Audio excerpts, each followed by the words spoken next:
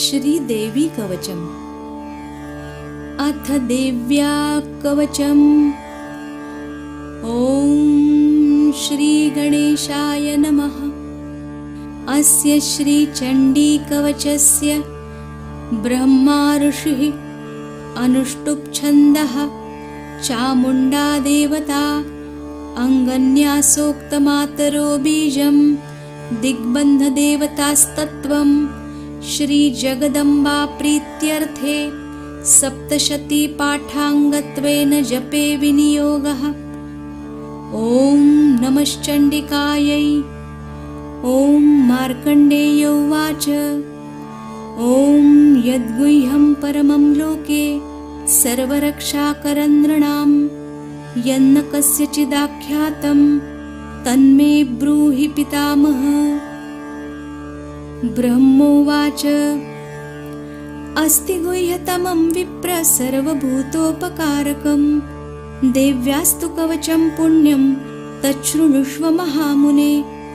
प्रथमं शैलपुत्री च द्वितीयं ब्रह्मचारिणी तृतीयं चन्द्रघण्टेति कूष्माण्डेति चतुर्थकं पञ्चमं स्कन्दमातेति षष्ठं कात्यायनीति च सप्तमं कालरात्रीति महागौरीति चाष्टमं नवमं सिद्धिदात्री च नवदुर्गा प्रकीर्तिताः।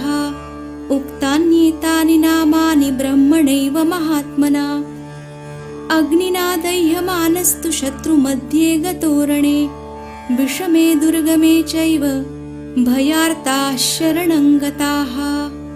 न तेषां जायते किञ्चिदशुभं रणसङ्कटे नापदन्तस्य पश्यामि शोकदुःखभयं नहि।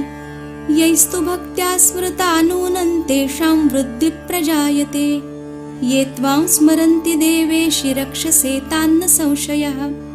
प्रेतसंस्था तु चामुण्डा वाराही महिषासना ऐन्द्री गजसमारूढा वैष्णवी गरुडासना माहेश्वरी वृषारूढा कौमारी शिखिवाहना लक्ष्मी पद्मासना देवी पद्महस्ता हरिप्रिया श्वेतरूपधरा देवी ईश्वरी वृषवाहना ब्राह्मी हंससमारूढा सर्वाभरणभूषिता इत्येता मातरः सर्वाः सर्वयोगसमन्विताः नानाभरणशोभाढ्या नानारत्नोपशोभिताः दृश्यन्ते रथमारूढा देव्यक्रोधसमाकुलाः शङ्खं चक्रं गदां शक्तिं हलं च मुसलायुधं खेटकं तोमरं चैव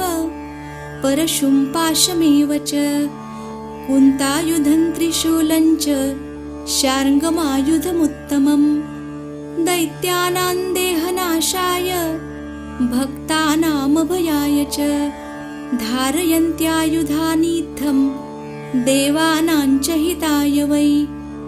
नमस्तेस्तु महारौद्रे महाघोरपराक्रमे महाबले महोत्साहे महाभयविनाशिनि त्राहि मां देवि दुष्प्रेक्ष्ये शत्रूणां भयवर्धिनि प्राच्यां रक्षतु मामैन्द्री अग्नेय्यामग्निदेवता दक्षिणेव तु वाराही नैऋत्यां खड्गधारिणी प्रतीच्यां वारुणी रक्षेद्वायव्यां मृगवाहिनी उदीच्यां पातु कौमारी ऐशान्यां शूलधारिणी ऊर्ध्वं ब्रह्माणि मे रक्षेदधस्ताद्वैष्णवी तथा एवं दश दिशो रक्षेच्चामुण्डा शववाहना जया मे चाग्रतः पातु विजया पातु पृष्ठतः अजिता वामपार्श्वे तु दक्षिणे चापराजिता शिखामुद्योतिनी रक्षेदुमा मूर्ध्नि व्यवस्थिता मालाधरी ललाटे च भ्रुवौ रक्षेद्यशस्विनी त्रिनेत्रा च भ्रुवोर्मध्ये यमघण्टा च नासिके शङ्खिनी चक्षुषोर्मध्ये श्रोत्रयोर्द्वारवासिनी कपोलौकालिका रक्षेत् कर्णमूले तु शाङ्करी। नासिकायां सुगन्धा च उत्तरोष्ठे च चर्चिका। अधरे चामृतकला जिह्वायां च सरस्वती। दन्तान् रक्षतु कौमारी कण्ठदेशे तु चण्डिका। घण्टिकाञ्चित्रघण्टा च महामाया च तालुके।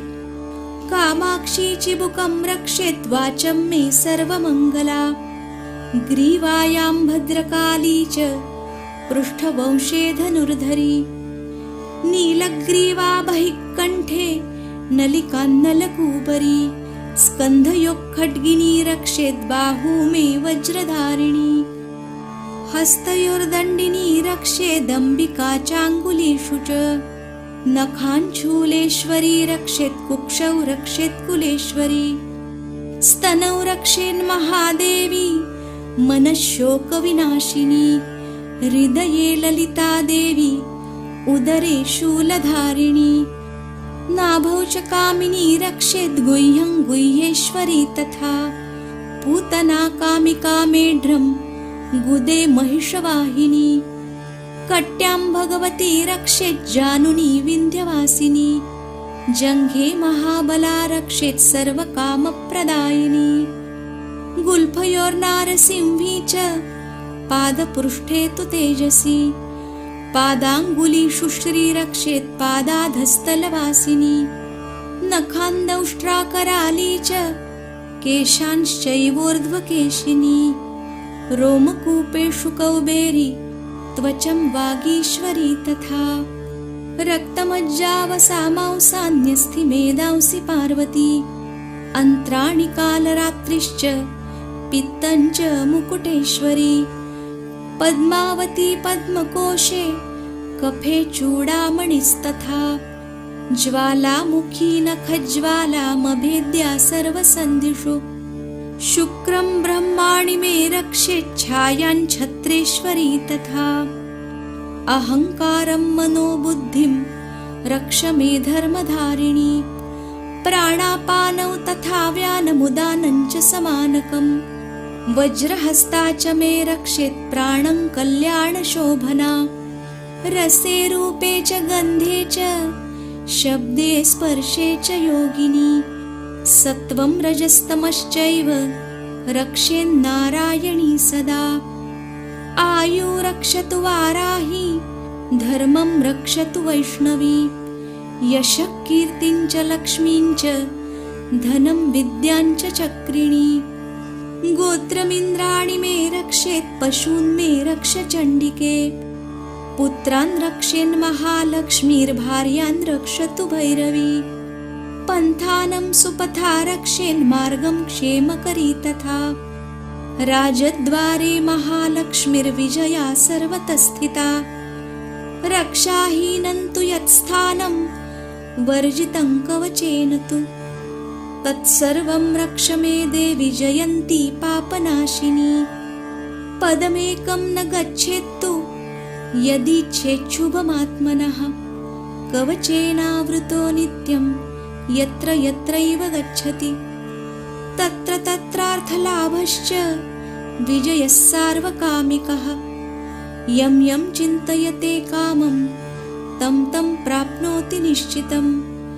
परमैश्वर्यमतुलं प्राप्स्यते भूतले पुमान्।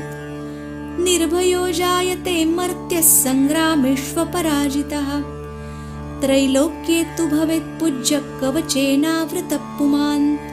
इदं तु देव्यः कवचं देवानामपि दुर्लभम्। यः पठेत् प्रयतो नित्यं त्रिसन्ध्यं श्रद्धयान्वितः।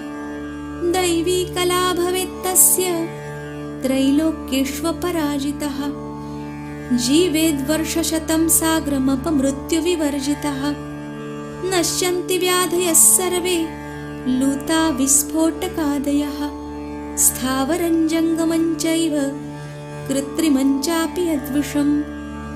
अभिचाराणि सर्वाणि मन्त्रयन्त्राणि भूतले। भूचराः खेचराश्चैव जलजाश्चोपदेशिकाः। सहजा कुलजा माला डाकिनी शाकिनी तथा अंतरिक्षचरा घोरा डाकिन्यश्च महाबलाः ग्रहभूतपिशाचाश्च यक्षगन्धर्वराक्षसाः ब्रह्मराक्षसवेतालाः कूष्माण्डा भैरवादयः नश्यन्ति दर्शनात् तस्य कवचे हृदि संस्थिते मानोन्नतिर्भवेद्राज्ञस्तेजो वृद्धिकरं परम् यशसा वर्धते सोऽपि कीर्तिमण्डितभूतले जपेत् सप्तशतीं चण्डीं कृत्वा तु कवचं पुरा यावद्भूमण्डलं धत्ते सशैलवनकाननं तावत् तिष्ठति मेदिन्यां सन्ततिपुत्रपौत्रिकी देहान्ते परमं स्थानं यत्सुरैरपि दुर्लभं प्राप्नोति पुरुषो नित्यं महामायाप्रसादतः लभते परमं रूपं शिवेन सह मोदते ॐ